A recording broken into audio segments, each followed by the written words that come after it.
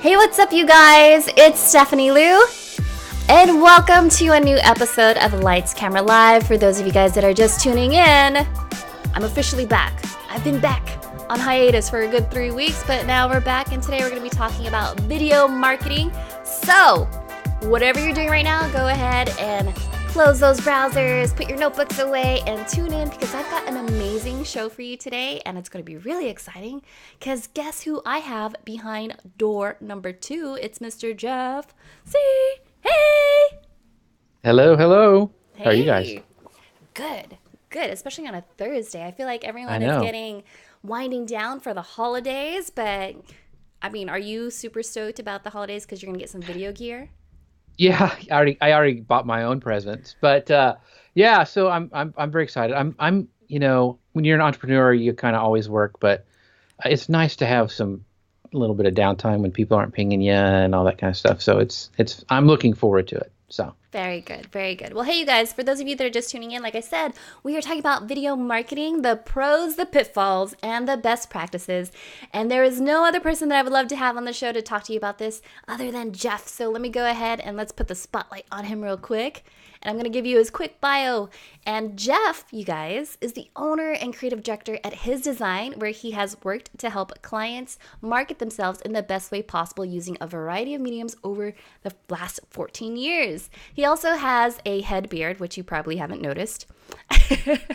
He's the head beard at Manly Pinterest Tips, where he is the creator and host of the Manly Pinterest Tips Show. With top tips, comedy, storytelling, and just plain stuff, Jeff teaches Pinterest techniques unlike any other. And P.S., by the way, if he looks very familiar, it's because he's also on the social media team for the Social Media Examiner. So, if you ever wanted to talk to someone, this is the guy to talk to. Welcome to the show, Jeff. Well, thank you. I'm so excited. I hope people ask questions because I always like when people bring in questions and we can actually help people right then and now. So if you have them, make sure you drop them in the comments. And I know Stephanie will pull those up and we can answer them. But I'm excited to talk. I geek out about video stuff. That's what I started with. So I'm very excited to talk to you about video marketing. Well, okay, so we were talking about that because I'm here in San Diego. P.S., by the way, if you guys are just tuning in, let us know where you're watching from. Jeff, you said you're in Texas? Yes, I am in Longview, Texas. It's east of Dallas and actually closer to Shreveport, Louisiana. So we have Texas barbecue, we have Cajun food, we have a lot of good food, and we love it here. We've been here over, 20 years now. So like the area. Oh, well, that's good. Okay, so let's talk about video marketing. You said that's where you got your start? Was it video? No way. Yeah. Tell me about that. Yes. So I started back before I started doing anything. I was putting together I think it was a church video, and then I got into the digital marketing. I was telling David Foster over on Live Stream Pros the other day. I remember getting a special video editor's hard drive, and it was like the size of a brick. It took up like 3 slots in my tower, and it was like 380 megabytes, and I had it made with 380 megabytes because that was when nonlinear editing really started. And I mean, I remember I was doing stuff on Premiere like 2.0. I mean, so I've been doing video stuff for a long time. I did long form video, did commercials around town, did all that kind of stuff, and so it's kind of my first love. And when live video came out, I mean, you talked about the Manly Pinterest Tips show earlier. When I started that, your friend and mine, Mike Alton, we started a show on Google Plus, and he was one of the Manly Pinterest Tips guys. Me and 5 other guys were on this show when Google Plus Hangouts really started happening, where you do live shows. We started doing that, and back in the cutting edge of live video. So ever since, I've just kind of fallen in love with it, and of course followed you and a bunch of other people learning about all this stuff. And it's so much fun to interact with people live. It's just amazing. Oh, it is. Yeah. And so shout out to Craig, Mike, and Friar Wade is also tuning Friar, in. Yes. He invited like 600, 700 people to this show. So did he? Thanks, Friar, for doing that. Yeah, he messaged me this morning. Thank you so much for doing that.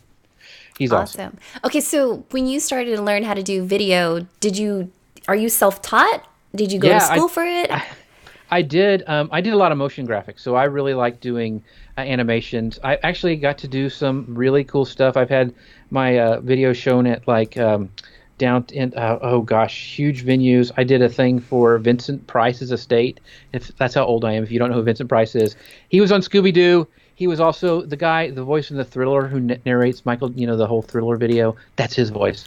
Wait, you famous have to do like the Thriller dance. Yeah, I know. I have to do the. But anyway, I got to do a video for his estate after he passed away. And Danny Elf, the guy who we used his music, and Tim Burton had to preview the video because he owned the rights to it and all the. So I've done some really cool stuff. Been able to have some really cool stuff to do. But yeah, so I started doing videos since the beginning. So Wow, very that's cool. amazing. Well, I just started doing video 2 years ago, so I'm sure there's a bunch of things that I could learn from you. It is not, the thing is now, if you want to tell a story, the tools, I remember you talked about training. I never did any training. I learned all self-taught. I worked got a job helping a video editor and learned that way. I used to get DVDs on how to do After Effects that I would watch, like the training, Total Training was what it was called. And I used to do those. So, but now if you know how to tell a story, that's the most important thing. Now the tools are really not that hard to use. I mean, there's stuff like Ecamm and, Adobe Premiere Pro is easier to use than ever before. There's ScreenFlow, all this stuff you can use to tell a story. And the first thing you need to do is tell a story. But once you can do that, it's really never been easier to go live or create your own video for YouTube. It's amazing. I mean, it's like the Wild West. Crazy stuff is happening. I mean, like Mike and Alton, who's watching, we were doing this stuff, 3 years ago. I went to South by Southwest with a jury-rigged, this was before live video on a phone. I was there with Guy Kawasaki. We interviewed him mobile with this speaker like lashed to this pole and trying to do this crazy stuff. It was like the Wild West. And now, I mean, stuff has just happened so rapidly with live video and everything you get to do. If you can tell a story, I tell you, just go for it. Don't let the tech freak you out. Anybody can do it. Well, good. Okay, well, let's start there. Let's talk about storytelling. Well, what are the components that make up a good story? So are you talking about, there's different types of video. So live video, I think, is its own animal. And then just video is another animal. So like, look at the good YouTubers on YouTube and see how they're telling a story. The ones that have thousands of followers, they engage with their fans, but they tell a story. There's a start, a middle, and an end to each one of their stories, and there usually is a line going through that. And so I would just start studying them, like Tim Schmoyer, Steve Dotto. If you're doing social media stuff, look how those guys are. And Owen Video is another great example of a good storyteller on YouTube. Look how they're doing that. Now, you don't want to copy them, but you can see, okay, I see how they're taking us on a journey through that video. And it can be 3 minutes, and you still are on a journey with them. And engagement and keeping the audience attention is the way to go on YouTube. So that's really important. Yeah. Okay, cool. And then so let's say that you want to go ahead and get started with video. You know what story it is that you want to share with your audience. What then? Do you just jump in front of the camera and start recording, or are you storyboarding it? Like what's the next step? I think it's always good to have a plan, and I usually try to storyboard my stuff. Now, there's also the whole thing of vlogging, just turn on a camera and talking. And that to me was not natural. So that's why when I mentioned I had 4 guys on with me when I first started, that's because we could bounce the questions around to other people. So if you're like, it freaks you out to think that, okay, I'm going to be staring at a camera and just talking for 3 minutes or whatever, then get a partner, do a show where you could bring somebody on and interview them and interact and try to play to your strengths. Just talking live was never mine. I've learned how to do it since then, but I didn't start there. So if you're wanting to tell a story, it's okay if you're comfortable with it to use your iPhone, because the cameras in these phones are amazing. I would have killed for this 10 years ago. Right. So you don't have to have a huge budget to do stuff. Audio is always probably the number one thing. You want to have people will forgive bad video. They won't forgive bad audio. So you want to make sure you have a nice, like a lapel mic or a nice plug-in mic for your phone, or even AirPods. I've seen a lot of people just use the AirPods. Do the AirPods actually have a mic in it? Yeah. So I actually use them on a lot of lives with the little, the little chiclet case, I guess what you'd call it. But the only problem is I was doing a live video and they just stopped. The Bluetooth got disconnected, and I'm like, what is going on? And so I don't use those anymore for for live videos. But a lot of people will go around and record themselves with them to be used for later. So I don't recommend these for live video. I mean, I know some people do it, but you get burned once and you're kind of done. Oh, that's So funny. these are what I use now, and they're hard to see, and they're actually plugged in, but they go behind your ear, and they're these little like monitor mics, and they're like $15 from No Amazon. way. Wait, what are they called? I can't remember, but I'll send you the link. I'll put it in the comments later. But Eric Fisher told me about them, and he's the one I go live with a lot on Social Media Examiner's channel, and we both use them. And you can't see them; they're kind of hidden, and they go back behind your head, and they plug into your output of your computer, and they are awesome. Oh. And so I've been using those forever. So you don't have Mickey Mouse ears like with the big things, and you don't see a cable running down, because one of the things, like, this is kind of a pro tip, and especially for ladies who wear a lot of jewelry, and they use the like the earbuds that come with your iPhone. Those things, that mic bonks against that stuff all the time when they start moving, and it's a nightmare if you're doing a live show and somebody has one of those. So use something like this, or you can have a some sort of monitor that you can have in your ear so it doesn't give you feedback. That's cool. So I actually pulled Amazon up behind you because I was like, wait a second, I want to see these ear monitors. And Anisha in the comments was like, hold up, we're gonna get these. So you got like all of us. I'll put the links. But they're like, I'm seriously, they're like $15, and they work really good, and they're really sneaky. Just if you get up, just remember you're plugged in, because I always forget, and I'm like yanking my head off when I get up with those on there. They're really pretty comfortable, and like I said, Eric Fisher and I for Social Media Examiner, we use them all the time. So that's so clever. they really work. Nice. Okay, so we've talked a little bit about how you guys can go ahead and get started by just using a smartphone.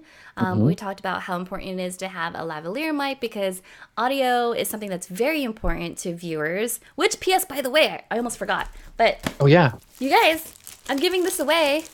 I'm giving away a Blue Yeti. So the comment to the link to the giveaway is in the comments. So make sure you enter, because you and I are both using the same mic, right?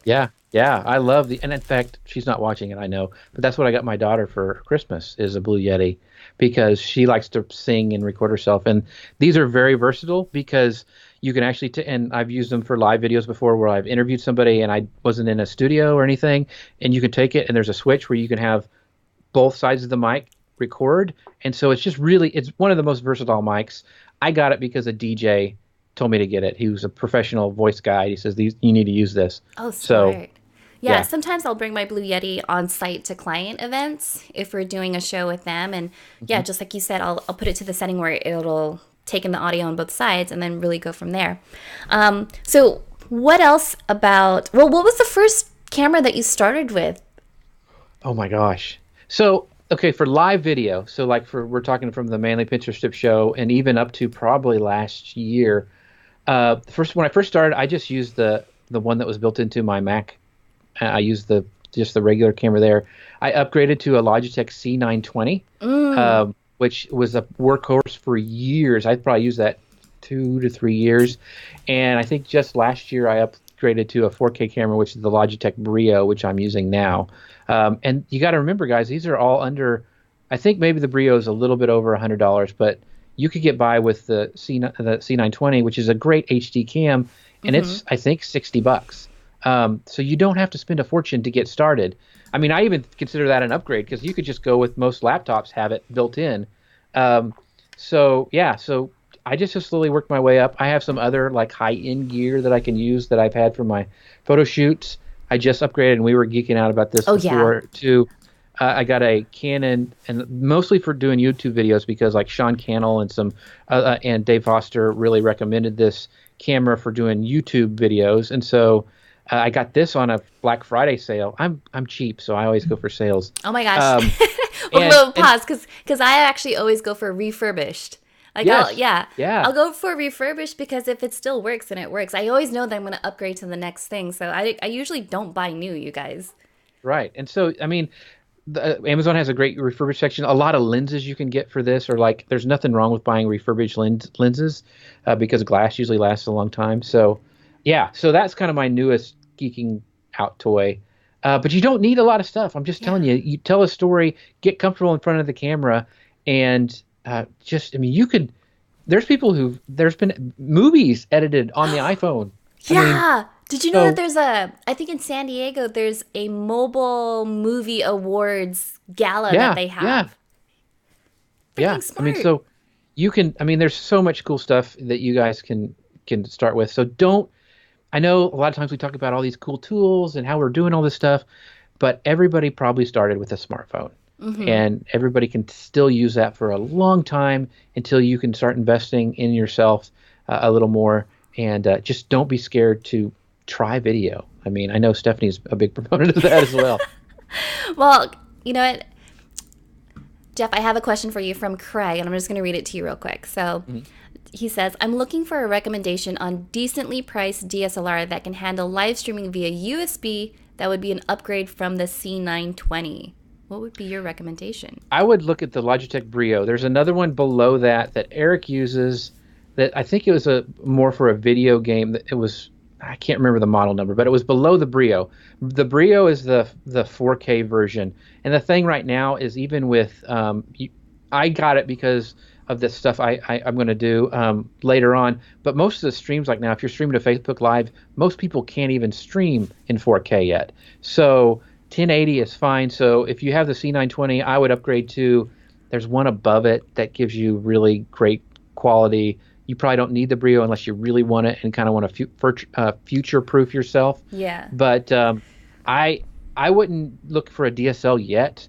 This because you always want to make sure you have a clean DSL, a clean HDMI out, because most of the DSLRs that I know of, you can't plug in and go from that to USB and stream.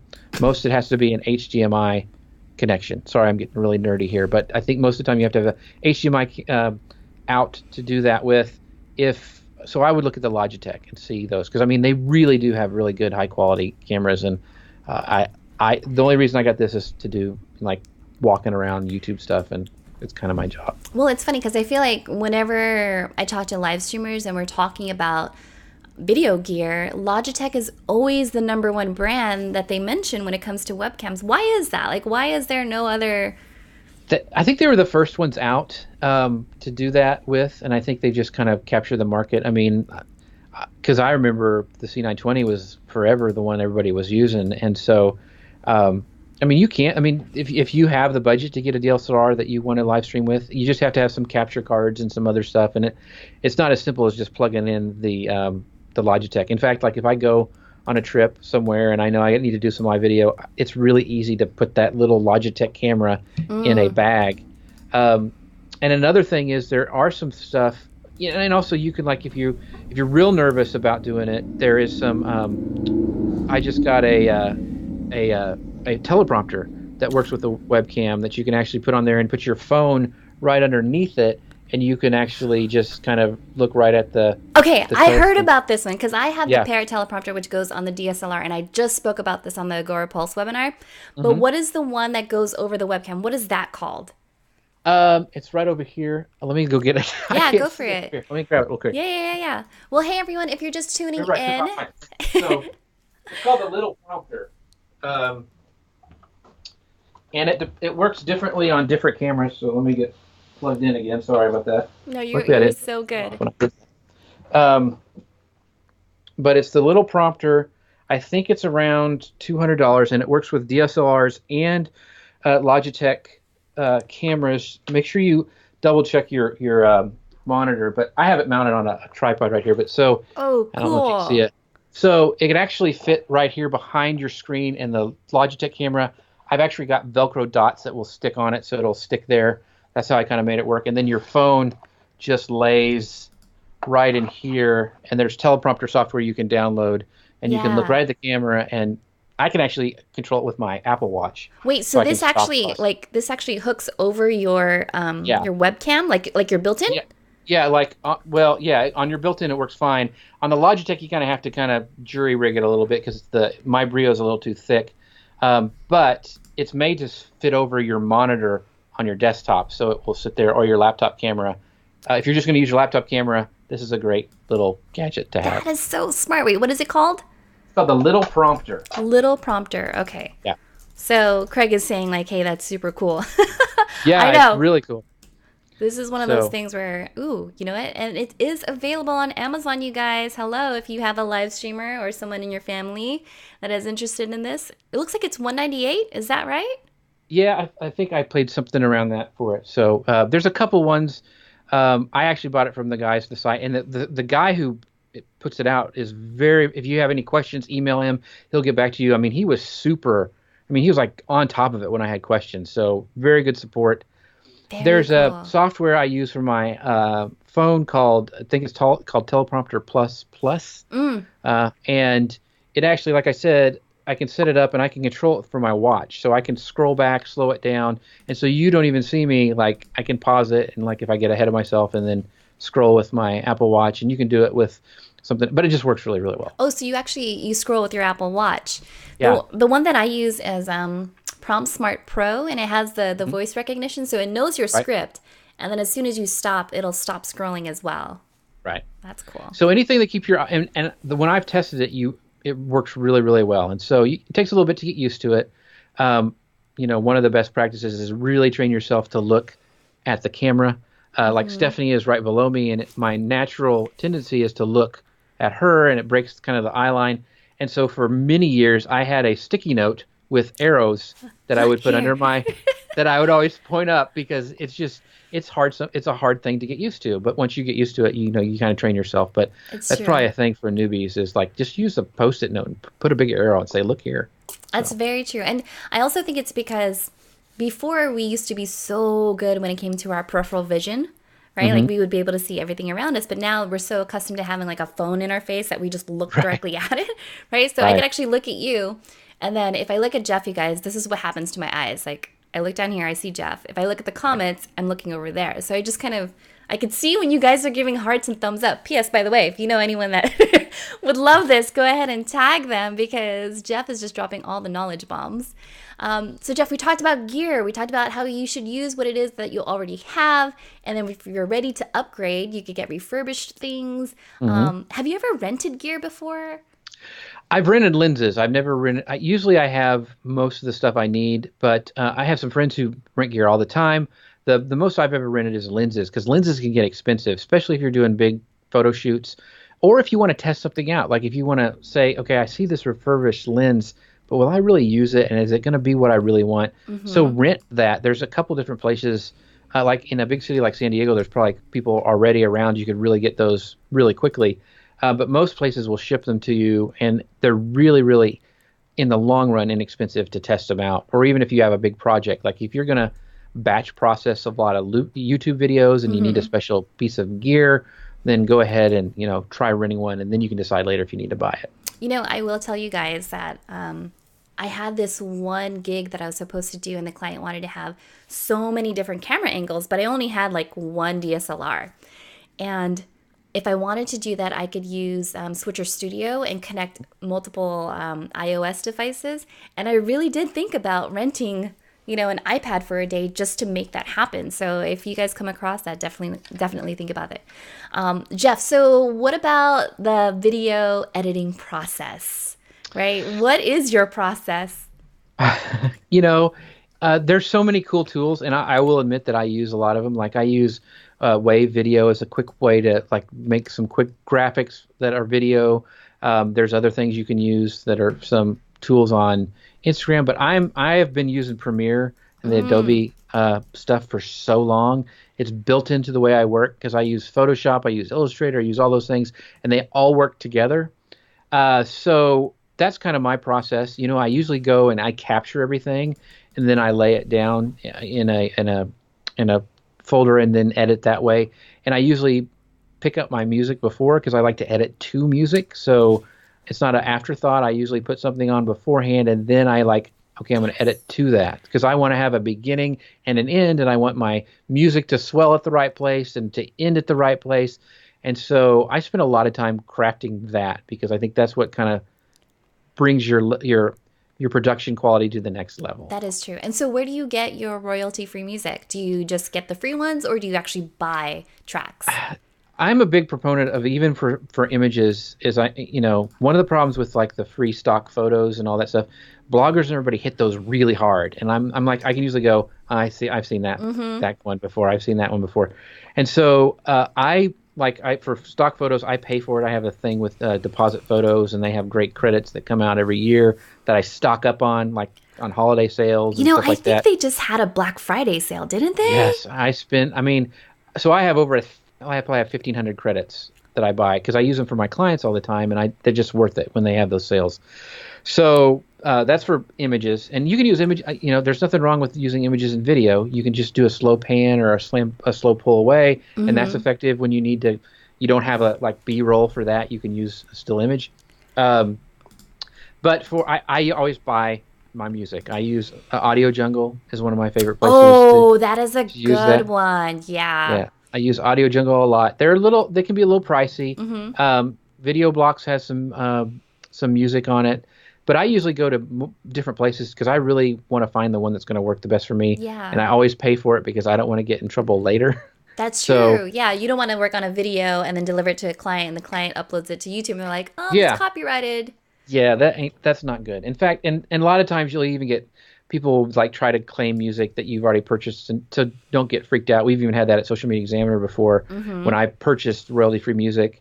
Another place that I really like, and I've been using them for years, and they call it the Netflix for stock video. Is a place called Digital Juice. I Digital use digital. juice. Yes, so I use them all the time because they have After Effects templates. They have motion backgrounds. They have audio. They have sound effects. They have all sorts of things. They even have photo gear in their store, like tripods and stuff like that. But I've been using them back when they were selling DVDs of their stuff, and so I've now it's all never heard online. of this before. And it Yeah, looks I like they're love it. having a 50% off sale right now. That's Yeah. insane. So I have their like lifetime membership, big Kahuna thing, because I can, and so it's great for getting content. To like for if you need B-roll, there's some B-roll stuff on there. There's like I said, templates and tons of backgrounds. Like if you need a background for a video or a lower third or something like that, they have tons of those. Oh So. wow. Does it only work with After Effects? Or, I mean, can I because I No, they use have. I mean, ScreenFlow. yeah, yeah. They can. It's a video clip, so you can download the video clip. Now, if you have Premiere or something like that, you can do some really cool transitions and transparent overlays with alpha channels and all sorts of things. But most of the time, you can still do that kind of stuff with ScreenFlow, and that's another. It's a great. You're asking about my process, and I was Yeah. editing a video for Social Media Examiner today, and when I capture like programs and like screen captures and all this stuff, I use ScreenFlow. I do that really quick, and then I dump it into Premiere just because it's really easy to plug in my phone, and I can capture what's on my phone screen and use it as a demo and all that stuff. So ScreenFlow is a great video editor in its own right. Oh yeah, ScreenFlow is definitely my go-to.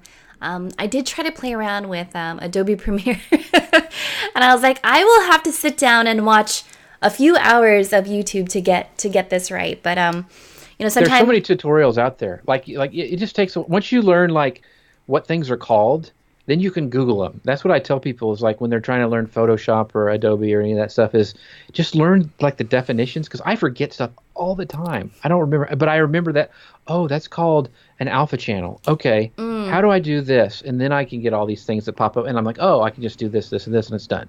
So learn the definitions, and that's the fastest way to learn things. how do you keep track of all your video projects? Because I know you're not just only doing it for a social media examiner. You're probably doing it for yourself and your site.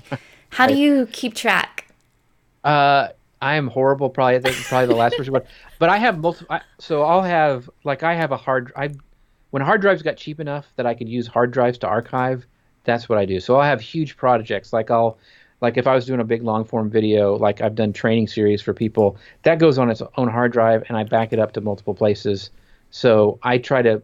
I mean, I have a lot of folders, and my folders are pretty, um, pretty regimented. Like how I break them down, like Social Media Examiner. Then I break it down, Instagram.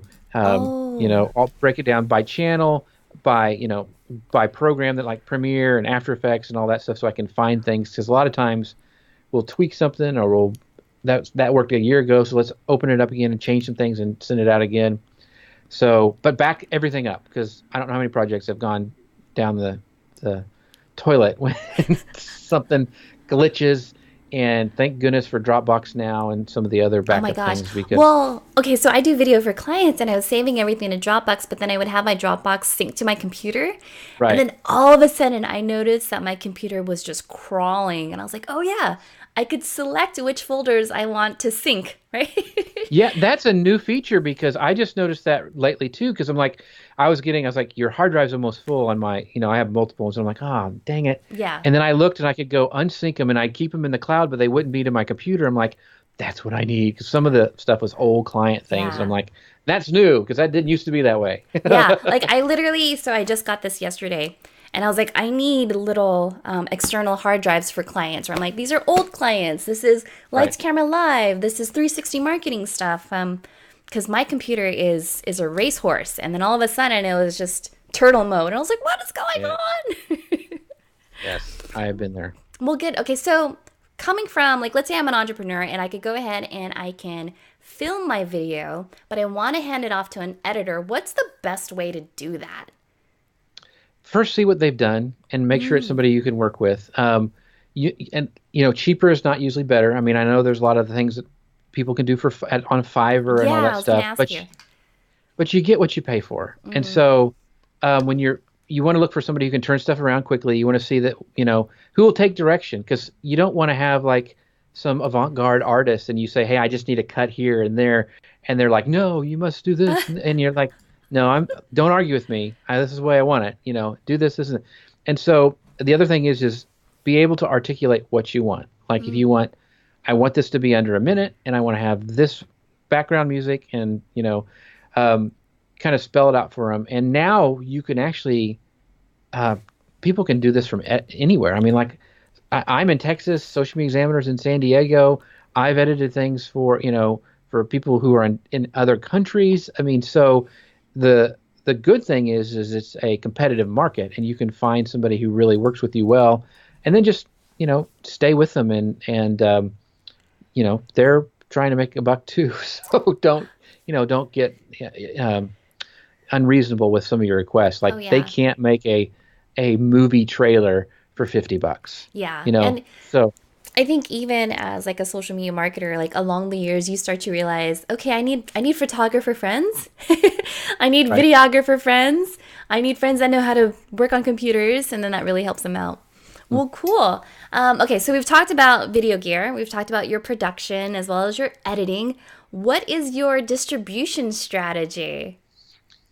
So I I know a lot of people think about this a lot too. It's like it takes so much time to create content, and then it seems like it just didn't get enough legs.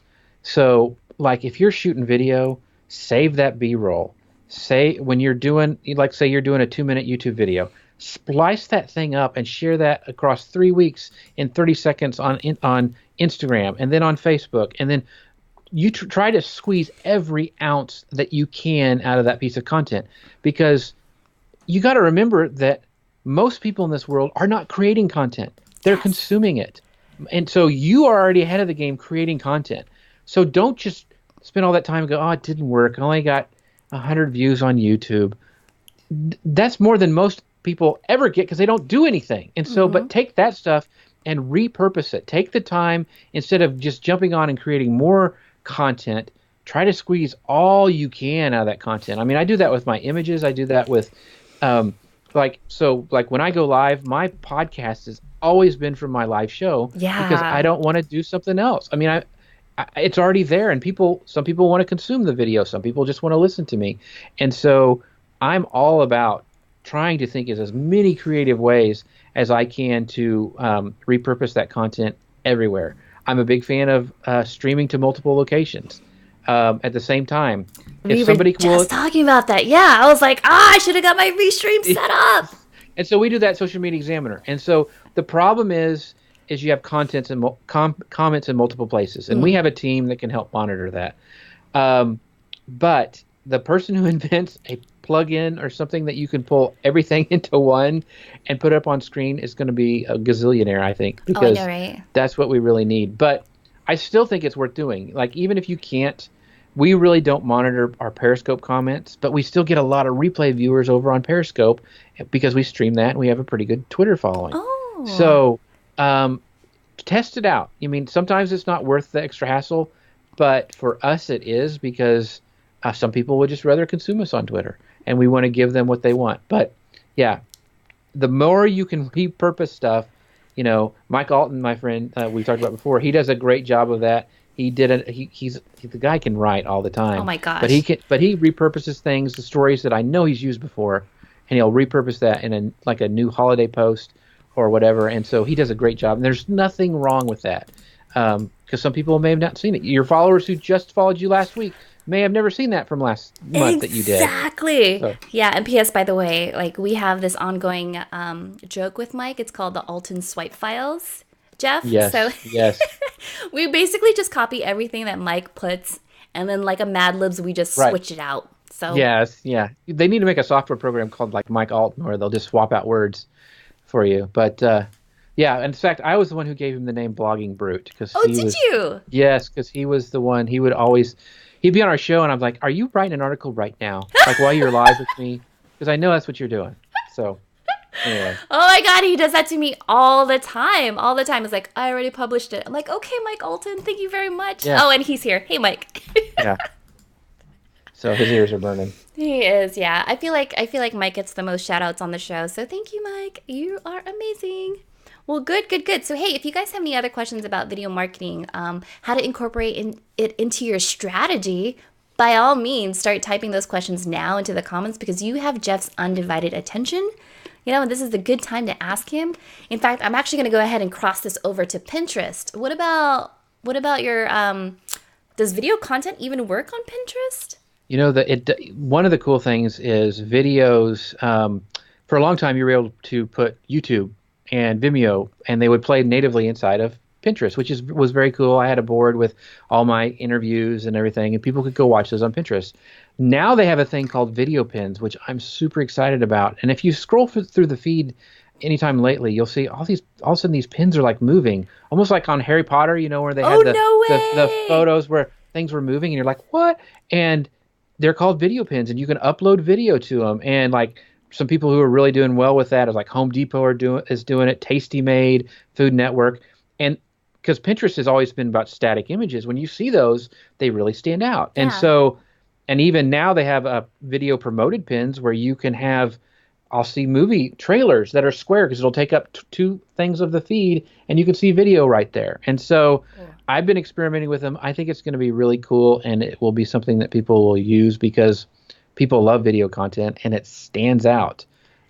We didn't get into any stats or anything, but, and don't let Mike know because I think he'll get upset, but I think more people like to watch video than read blog articles. And I don't know. There's still people who like to read, but all the stats are saying that 78% of people watch online videos every week, and YouTube is the second visited site on the internet, the second largest search engine. So it's still video's around to stay, and it's easier than ever to create it. Yeah. Okay. So because I'm the same way, I will usually jump for a video first, as long as it has captions. Are you the same way too? And that we were talking about Pinterest, and like probably over 85% of people visit Pinterest from their mobile device, and so it's always important to optimize for mobile. In fact, we've really done that at Social Media Examiner. That video I was editing today is a square video with built-in, not just captions that you upload, that they are burnt into the video. So they're there all the time, and a lot of YouTubers are doing that now because a lot of people will start or even watch the entire thing without sound. Yeah. So very important with your storytelling, that not everybody has a crazy looking guy with a beard for people to click on. So you want to make sure your images are compelling when people scroll through the feed and see a video playing. Nice. Okay, cool. Well, so we did have one question from Anisha. Anisha is asking, what 3 platforms do you see most popular for video next year? That's a good one. I'll tell you what I'm going to focus on. I love Facebook Live just because, like her question is, we are able to interact live. There's so many tools like Ecamm and BeLive and all these things. I would not look at any live streaming platform that does not pull up comments that you can put on the screen and that you can interact with your viewers, because I think that is so important. And people who do that right build tribes. I mean, Stephanie's got a tribe here. And so that's how you communicate with people. So I think live video isn't going away. There are going to be better tools coming on there. Facebook, I am all about the community. And so if you do live video inside of your own groups, your private groups, whatever. So I think that's going to increase. For me, YouTube is getting more and more important because of the search engine aspect of it. Yeah. And Pinterest is a search engine as well. So I want to break out of the bubble and help people that are looking for content, and they look for content using search queries and search engines. And so YouTube is a big one. Yeah. And so I think more and more companies that do that and really drill down to, what is my audience needing? What questions are they asking? How can I create a video? And it doesn't have to be super polished. Have you seen some of those videos that have like 15,000 views or even 100,000 views? They're not that. There's some guy from a computer going, "Hey, I figured out how to do this in Photoshop. I thought this would be helpful." There's this one video that I have, I think on YouTube after the Facebook F8 conference. I just did, how you could screen record your phone? I just showed like the new Instagram feature, and that was it. I literally just recorded my phone, and then I uploaded that to YouTube, and that was like my best performing content. I was like, what the heck? Yeah. And so if you can answer a question that serves your audience, I mean, it's just huge. And that's a perfect way for people to find you who may have not heard of you before. And so I think the more companies and brands concentrate on not just interacting with their friends. I mean, we're marketers, we're social media marketers, and we all know each other. We all like each other's stuff. And but that doesn't mean that's going to be the person who's going to buy my product or buy my services. I need to get out in front of those. Yeah. And I think the search engines and using video as a tool in search is going to be key for this next year. What are your thoughts on LinkedIn? That is very cool too. We've been seeing some great results in LinkedIn video. There's been rumors that they're going to go with LinkedIn Live. Part of me, I don't know how well that'll work, because it just doesn't seem like a platform for live.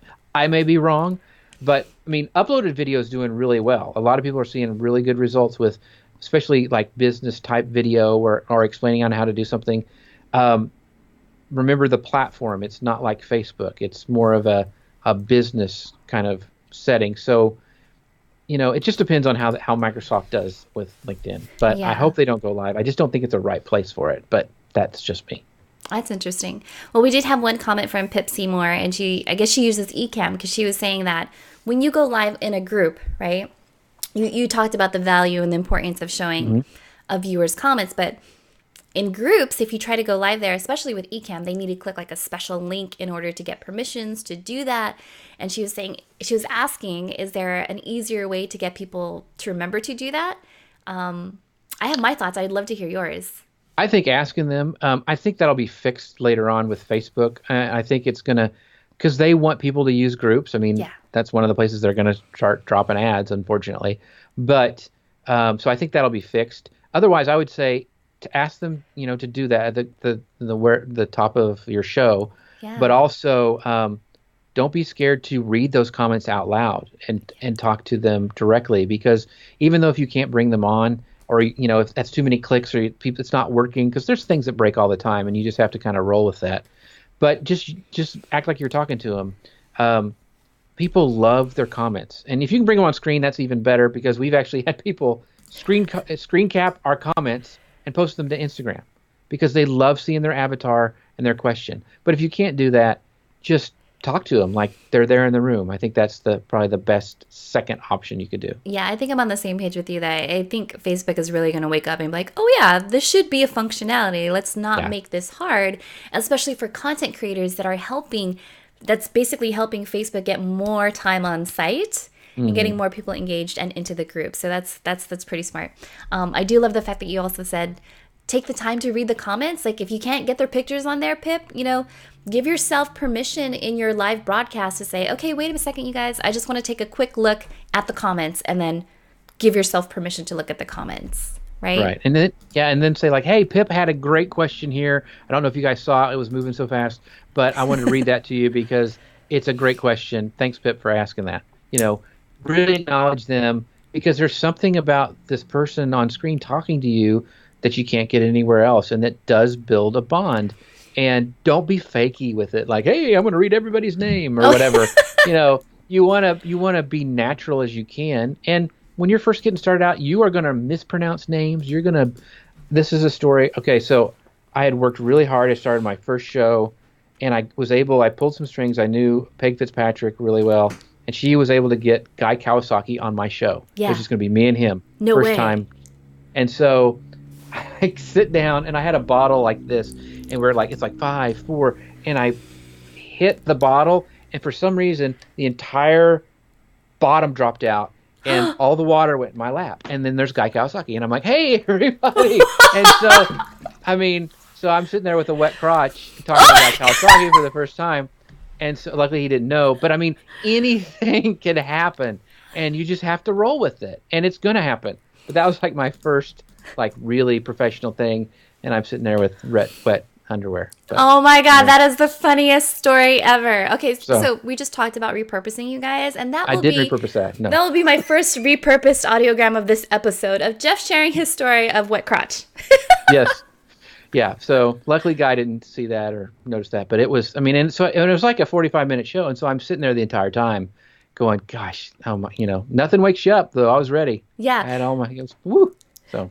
That's funny. I had Bella Vasta on the show a couple weeks ago, and I used my DSLR for going live, and I realized that I didn't have my battery adapter plugged in. I just had my regular battery, and I could see on the little LCD screen of like, your battery's dying. So I literally said, Bella, I'm going to crawl underneath my desk. I'm going to put the screen on you. And then you could literally hear in the background me like banging around like, oh, shoot, I got to fix this. It'll happen, and you just have to not let that freak you out, and the other thing is, if that stuff happens, to be transparent with your audience, that also builds a bond. Yeah. You know, going, you know, hey, I mean, I told that story, so you guys know that this stuff happens. And so being real on your show goes, I mean, I think that goes so much farther than trying to be all professional and polished and slick, especially on live video. Yeah, that's true. And I also wanted to comment on how you were addressing Pip, right? Because Pip, I know for sure, just joined the social media strategist group not so long ago. And I feel like I have like this, what is it when you have a visual memory? What is that called? Oh, yeah. Photographic memory. Yeah. So I yeah. pretty much have a photographic memory. And anytime I see comments pop through, like I literally know who is a new viewer to the show. Like that's the craziest thing, is that you could see like how you're building your tribe and your audience. And like, so Pip, thank you so much for hanging out with us. Yes. Well, good. We have another question for you. We've crossed that 45-minute mark, but Brian has this really cool question. He said, have you tried to use comedy in your shows? You know, I always try to make it lighthearted. Now, for video, for like YouTube videos, I did. I don't, you know, that's probably how I first started to get noticed, because I was doing some crazy, weird stuff on YouTube because it was easier to stage and stuff. And I think comedy, anytime you can be funny, and, you know, humor is a subjective thing, so you have to be careful. You don't want to be like blue comedy or anything like that. You want to keep it pretty light. But, I mean, that was when we did the Manly Pinterest Tip show. We had some fun times. We laughed a lot and joked around. And I think the more, as long as you're not just sitting there giggling and being goofy, because people are joining you for a reason, they want to watch. I mean, Joel Comm does some great stuff. He does some fun stuff, but he's very, very personable. And if comedy is your thing, then yes. I mean, I think if that's you, then do it. And so I think that would work. I don't know if about doing stand-up for 45 minutes would work, because a lot of comedy, at least for me, when I've done, because most of my presentations are pretty humorous, is I get feedback from the crowd. And if you don't hear that, it can kind of, it's like watching a sitcom without a laugh track. You know what I mean? Like if you watch Friends and there was no like laughter, you'd be like, this is a weird show. Oh, yeah. You know? And that's one of the things. It's really hard as a performer when you don't have that. And that's why I always like to have other people on the show. But yeah, so if it's you, try it, and your audience may love it. Yeah. But just be a little careful, I would say. I will say, for the 360 Marketing Squad with myself, Mike Alton, Jen Herman, and Amanda, we do bloopers, right? Like the show is very like spot on in terms of content, but there are some silly little things that we say. And I think it gives us an opportunity to show to our audience, like we're human too. We laugh at ourselves. And it's okay to have fun on camera. Well, that's good. Yeah. Okay, cool. Well, Jeff, did you want to add anything else for folks that are interested in using video marketing in 2019? Any last words? I would just say do it and don't be scared. I mean, one of the things you can do, like if you want to, I still love Facebook Live, and I know a lot of people that's even scarier than doing a YouTube video, but the interaction you can get is amazing. So you can do a Facebook Live and just go live with yourself and see how it looks. And then you could actually just have one of your friends on. You can just do a live video with just them and test it and try it and just do it. Just make 2019 your year that you're going to do video. Say I'm going to do one video a week for a month. Yeah. That's only 4 videos. And just make yourself do that and see what happens at the end. I bet you'll be really surprised how much you get done in that 4 weeks. Agree so much. Like a lot of people always ask me, Stephanie, how often do you make videos? And I was like, I usually only go live twice a month, and that helps me increase my impact, my influence, and my income, because the rest of the time I'm just repurposing content, like doing the smart stuff that you do. So you guys, this was amazing. I hope you really enjoyed this interview with Jeff. He dropped a lot of knowledge bombs. There's a lot of things that I'm going to be adding to my Amazon cart. So drop those links in there, Jeff. Drop in your, your Amazon affiliates. And P.S. by the way, again, you guys, if you love the audio here, this is mine. Yeah, they're great. Sign up for that because they're a great microphone. All right, you guys. Well, thank you, Jeff, so much. And thank you, Craig, Mike, Anisha, everyone for joining us. Have an amazing day. I'll talk to you guys later. Bye. Bye now. Yay. Cool beans.